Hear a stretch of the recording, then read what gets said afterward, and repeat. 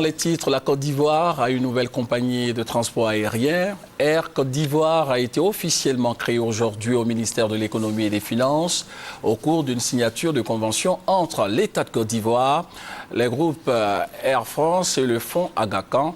Jean-Jacques Kwame pour en savoir un peu plus.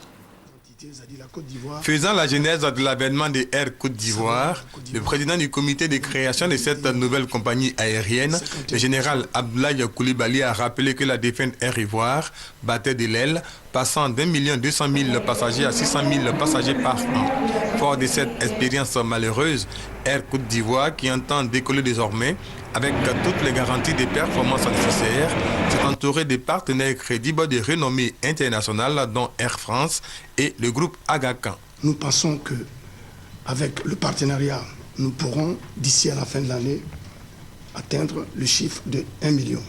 Et certainement beaucoup plus dans les années à venir.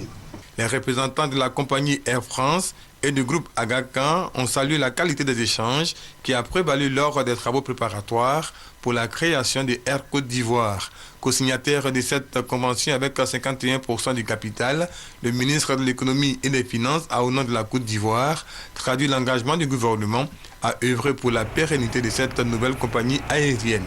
Une assemblée générale est prévue pour la mise en place d'un cadre administratif dans la perspective du vol inaugural d'Air Côte d'Ivoire en juillet prochain.